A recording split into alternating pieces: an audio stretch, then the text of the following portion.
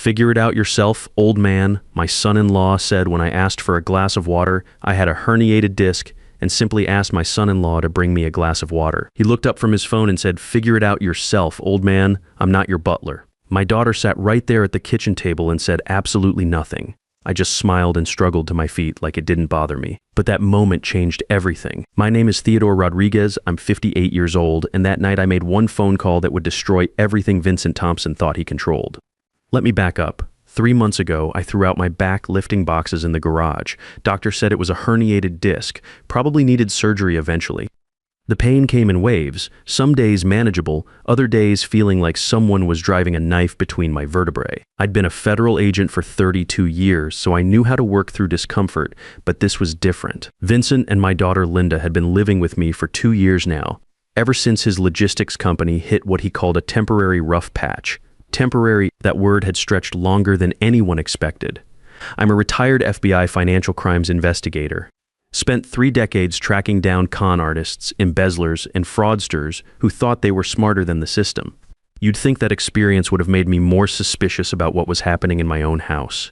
You'd be wrong. The Rodriguez estate sits on 3 acres of prime real estate outside Charleston, South Carolina. My grandfather built the main house in 1954 with his own hands, solid brick and oak that's weathered hurricanes and decades of southern summers. The property's worth about $825,000 now according to the latest county assessment. Vincent knew that number because I'd caught him looking up comparable sales on his laptop more than once, always closing the screen when I walked into the room. The house has good bones, wide front porch with white columns, oak floors throughout the main level, and a study where I used to review case files late into the night. The guest cottage out back is where Vincent and Linda had been staying, though Vincent spent most of his time in the main house, claiming he needed better Wi-Fi for his business calls. That Tuesday afternoon in November, I was laid up on the living room couch, my back screaming from the morning's attempt to get the newspaper from the front porch. The kitchen felt like it was on the other side of the world. Vincent sat in what had become his usual chair, the leather recliner with the best view of both the TV and the front driveway. He was scrolling through his phone, probably checking his fake company's fake revenue reports. "Vincent," I said, trying to keep the pain out of my voice, "could you grab me a glass of water from the kitchen? Ice, if it's not too much trouble." He didn't look up from his phone, just sat there for about 10 seconds, letting my request hang in the air like something unpleasant. "Figure it out yourself, old man," he said, finally. "I'm not your butler." The words hit me like a physical slap, not because of what he said, but because of how easily he said it.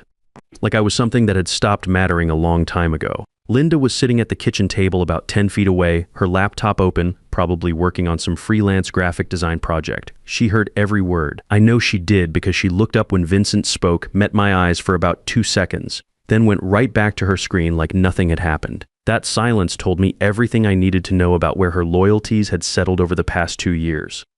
Now, I could have gotten angry. I could have reminded Vincent whose house he was sitting in, whose electricity was powering his phone, whose food he'd been eating for free.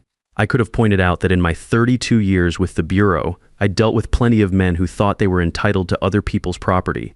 Instead, I smiled and said, "Sure thing, son." I got up slowly, each movement sending fire through my lower back, and made my way to the kitchen. The tile was cool under my bare feet, a contrast to the heat building behind my eyes. I filled a glass with water from the refrigerator dispenser, added ice, and stood there for a moment, really looking at Vincent Thompson for the first time in months. Here's what I knew about my son-in-law. He claimed to run Thompson Maritime Solutions, a shipping logistics company that specialized in coordinating cargo transfers along the East Coast. He drove a late-model Ford F-150, wore polo shirts that cost more than my monthly electric bill, and had a laugh that filled rooms whether anyone had said something funny or not. At dinner parties, he told stories about difficult clients and complex shipping schedules, like he was running Amazon's logistics division. But in 2 years of living under my roof, I'd never seen him go to an actual office.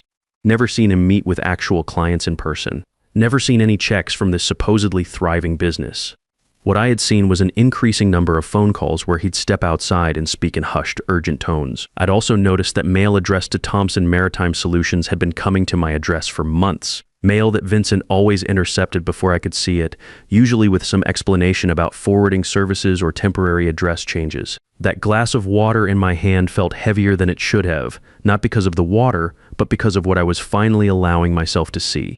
That night, after Linda and Vincent went to bed, I did what I should have done months ago. I went to my study, closed the door, and fired up my laptop. The room still smelled like the leather-bound case files I used to bring home, though those were long gone. My desk faced the window overlooking the back garden where my wife Sarah used to grow tomatoes before cancer took her 4 years ago. I started with the basics. South Carolina Secretary of State Business Registry. Thompson Maritime Solutions LLC was incorporated 3 years ago with Vincent Thompson listed as the sole owner and registered agent. The company's stated purpose was logistics and freight coordination for maritime shipping operations. Annual reports showed revenue of $1.6 million for the previous year. Impressive numbers, too impressive maybe. Then I looked at the registered agent address. 847 Magnolia Lane, Charleston, SC 2000-9412. My address, Vincent had registered his business using my home address without asking me, without even mentioning it. In the bureau, we called that mail fraud. It was also the first red flag in what I was starting to realize might be a much bigger problem. I kept digging, using search techniques I'd refined over 3 decades of following money trails. IRS public records, South Carolina Department of Revenue filings, federal contractor databases. The picture that emerged made my coffee go cold in the cup. Thompson Maritime Solutions owed $445,000 to various creditors spread across 3 states. The company had been sued 4 times in the past 18 months for non-payment of invoices. One lawsuit, filed by a shipping company in Savannah, claimed Vincent had collected advance payments for cargo coordination services that were never provided. Another, from a trucking firm in Virginia, alleged he'd used their equipment without payment and refused to return it. But here's the part that made my investigator's instincts start screaming. That $1.6 million in revenue Vincent claimed, the actual revenue based on bank records I could access through federal databases, was closer to $160,000. Vincent wasn't just failing at business. He was lying about it on a scale that suggested federal tax evasion. I leaned back in my chair and stared at the screen. Thompson Maritime Solutions wasn't a logistics company. It was a house of cards built on fabricated invoices, fake client contracts, and inflated revenue reports. Vincent had been running a pyramid scheme using new investor money to pay earlier debts while skimming enough to maintain his lifestyle. And now that the scheme was collapsing, he was looking for an exit strategy. I spent the next 2 hours cross-referencing addresses, phone numbers, and business associates. What I found made me reach for the bourbon I kept in the desk drawer for particularly ugly cases. Vincent had done this before. Between 2018 and 2020, he'd been married to a woman named Patricia Hawkins in Jacksonville, Florida. Patricia was 67 years old when they met, a widow who owned a $600,000 waterfront condo. Vincent moved in 6 months after the wedding, citing financial difficulties with his import business. 18 months later, Patricia was diagnosed with early-onset dementia. Vincent became her legal guardian 3 months after that. The condo was sold for her care. Patricia was placed in a memory facility. Vincent disappeared with approximately $480,000 in liquidated assets. Patricia Hawkins died in that facility 8 months later. The official cause was complications from dementia, but I noticed something interesting in the medical records I was able to access. Her symptoms had appeared suddenly, progressed rapidly, and didn't match the typical patterns of organic dementia. I made a note to have someone look into what medications Patricia had been taking in her final months, but Vincent's pattern was clear now. Find vulnerable older people with property, move in as the helpful younger relative or spouse. Gradually isolate them from support networks, create or accelerate mental health crises, gain legal guardianship, liquidate assets, disappear. The only difference with me was that I wasn't a lonely widow. I was a retired federal agent with a daughter who loved me. Vincent had to be more careful, more subtle. He couldn't just marry me and take guardianship. He had to find another way in. That's when I found the medical reports, buried in Vincent's email account, which I accessed using password recovery techniques that weren't entirely legal but weren't entirely illegal either. I found correspondence with Dr. Marcus Webb, a private physician in Mount Pleasant. Dr. Webb specialized in geriatric assessments for guardianship proceedings. The emails dated back 6 months. Vincent had been feeding Dr. Webb reports about my supposed declining mental state, forgetting conversations, leaving the stove on, getting lost driving to familiar places, all symptoms I'd never experienced, documented in detail as if Vincent had been keeping careful notes. Dr. Webb had scheduled a comprehensive cognitive assessment for me next month, the assessment that would provide the medical foundation for a guardianship petition. I sat in that study until 3 in the morning, printing documents and organizing evidence the way I used to prepare federal cases. Financial fraud, mail fraud, elder abuse, identity theft. If I was right about Patricia Hawkins' possibly murder, Vincent Thompson wasn't just stealing my money. He was stealing my life, one fabricated symptom at a time. The next morning, I made coffee and sat on the front porch, watching Vincent load his truck for another day of business meetings. He was wearing a navy polo and khakis, looking every inch the successful entrepreneur. When he saw me, he waved and called out, "How's the back feeling today, Ted?" "Better," I said. "Much better." That afternoon, I called Benjamin Foster. Ben had been my partner for the last 8 years of my bureau career, and he was now a supervisory special agent in the financial crimes unit. We'd worked dozens of cases together, and he knew I didn't make calls like this unless I was sure. "Ben," I said when he answered, "I need to report a federal crime." Multiple federal crimes, actually, and I need to do it carefully because the suspect is living in my house. There was a pause. "Ted, what are you telling me?" "I'm telling you, my son-in-law is running a long-con elder abuse scheme, and I'm about to become his next victim. How fast can you get a team down here?" Ben listened while I laid out the evidence. Vincent's failing business, the mail fraud, the forged medical reports, the pattern with Patricia Hawkins. When I finished, there was a long pause on the line, Ted. He said finally, "What you're describing is wire fraud, mail fraud, elder abuse, and potentially homicide. We're talking federal charges with serious time attached. I know. How long do you need to build a case? Send me everything. Give me a week to coordinate with the Charleston field office. And Ted, be careful. If this guy killed his first wife to cover his tracks, you're in real danger." I spent the next week playing the perfect target. It was harder than I expected, pretending to be the confused old man Vincent wanted me to be. Every morning, I made a show of forgetting where I'd put my reading glasses. I asked Linda the same question twice during dinner conversations. I let Vincent see me struggling with the TV remote, the coffee maker, simple tasks I'd been doing for decades, and I watched him take notes. He was documenting my supposed decline in a small notebook he thought I hadn't noticed. Every forgotten word, every moment of apparent confusion, every sign that Theodore Rodriguez was losing his mental faculties. He was building his case for Dr. Webb's assessment, collecting evidence that would support a guardianship petition. What Vincent didn't know was that I was building a case too. The recording device I'd borrowed from Ben was smaller than a quarter and picked up conversations from across the room. I captured Vincent on the phone with Dr. Webb, discussing accelerated deterioration and the need to move up the timeline for evaluation. I recorded him talking to someone about power of attorney documents, about how the old man won't be competent to make his own decisions much longer. Most damaging of all, I got him bragging to someone about his previous success in Jacksonville. Just like the last one, he said during a phone call he thought I couldn't hear. Create the problem, document the decline, get control, liquidate everything. This one's worth more, so I need to be more careful, but the principle's the same. Linda was harder to read during this period. I watched her watching Vincent, and sometimes I caught something in her expression that looked like doubt. When he'd make comments about my memory or suggest I needed help with basic tasks, she'd glance at me with an expression I couldn't quite interpret. Was she starting to see what I was seeing, or was she just worried about her father's decline? The following Tuesday, Vincent made his big move. He waited until after dinner, then produced a stack of papers from his briefcase like he was presenting a birthday gift. "Ted," he said, setting the documents on the dining room table between us, "we need to discuss your situation. I've prepared some legal documents that will help protect everyone." I looked at the papers but didn't touch them. The dining room chandelier cast warm light over what was about to become a battlefield. What kind of documents? Power of attorney, financial, and medical. "It's just a precaution." Vincent's voice had that careful, patient tone people use when they're talking to children or invalids. "You've been having memory issues lately, and we're all concerned about your ability to manage your affairs." Linda sat across from me, her face pale in the chandelier light. She was hearing her husband discuss taking legal control of her father's life, and she wasn't saying anything to stop it. "What if I don't want to sign?" I asked.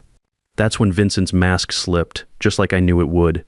His concerned expression hardened into something that had been waiting underneath for 2 years. "Then we'll have to discuss other options," he said, his voice dropping the pretense of warmth. "There are facilities that specialize in cases like yours. Linda and I have been talking, and frankly, a house this size isn't safe for someone in your condition." He was threatening me. "In my own dining room at my own table, with my own daughter sitting 3 feet away.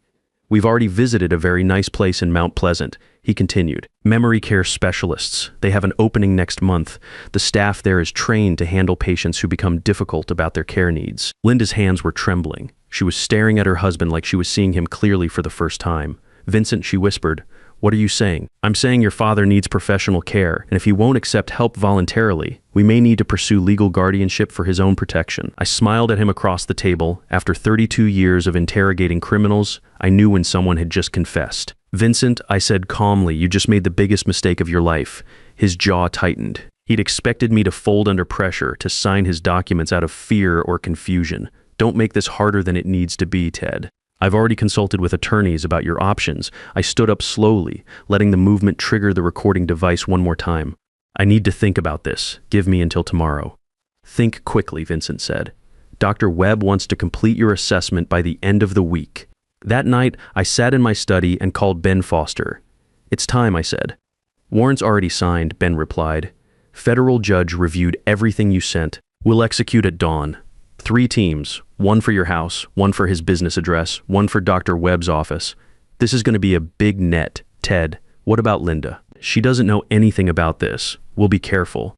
But she's going to have some hard questions to answer about what she knew and when she knew it."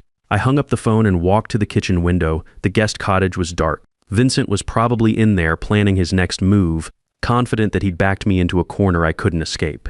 He had no idea that in 6 hours, a federal tactical team would be surrounding his bedroom. I didn't sleep that night. I sat on my front porch in the darkness, drinking coffee and watching the guest cottage where Vincent was probably sleeping without a care in the world. The November air was cool, carrying the scent of oak leaves and the distant salt smell of Charleston Harbor.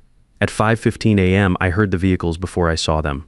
3 black SUVs rolled up my driveway without sirens, their headlights cutting through the pre-dawn darkness. Federal agents in tactical gear got out and positioned themselves around the property like they'd rehearsed it 100 times. Ben Foster stepped out of the lead vehicle, wearing a bulletproof vest over his dress shirt. He caught sight of me on the porch and gave a small nod before directing his team toward the guest cottage. At exactly 5:30, they knocked on Vincent's door. "Vincent Thompson, federal agents. We have a warrant to search these premises." I watched from my porch as Vincent came stumbling out in boxer shorts and a t-shirt, squinting like he couldn't believe what he was seeing. His hair was sticking up, and for the first time since I'd known him, he looked smaller than life-size. "There must be some mistake," he kept saying. "I need to call my lawyer. This is harassment." "You can call your lawyer from the field office," the lead agent replied. "Step aside, sir." They spent 2 hours methodically searching the cottage. Computer hard drives, phones, financial documents, the notebook where he'd been documenting my supposed mental decline. Everything Vincent thought was private was now evidence in a federal case. Linda came out of the main house around 6 a.m., wrapping her robe tight against the morning chill. She stood beside me on the porch, watching her husband's life fall apart in real time. "Dad," she whispered. "What's happening?" I handed her a copy of the federal search warrant. She read it twice, her face going pale in the morning light. Wire fraud, mail fraud, elder abuse, identity theft. Her voice was barely audible. "Vincent's been doing this to other people. A woman named Patricia Hawkins in Jacksonville. Probably others we haven't found yet." Linda's legs gave out and she sat down hard on the porch steps. "The medical appointments you've been missing. The forgetfulness," I thought. She looked up at me with tears in her eyes. "I thought you were really declining." Vincent's been planning to have me declared mentally incompetent. He already had a doctor lined up to do the assessment. Once he got guardianship, he would have sold the house and disappeared with the money. "While putting you in a memory care facility," Linda's voice was flat with shock, like he did to that woman in Florida. We watched as the agents led Vincent toward one of the SUVs. He was in handcuffs now, no longer the confident businessman who'd been threatening me at dinner the night before. When he saw me sitting on the porch, he turned and stared for a long moment. I raised my coffee cup in a small salute. He looked away and got into the vehicle without another word. Ben Foster walked over to where Linda and I were sitting. "We got everything," he said. "Financial records, communications with Dr. Webb, evidence of the mail fraud scheme. This is going to be a slam-dunk federal case."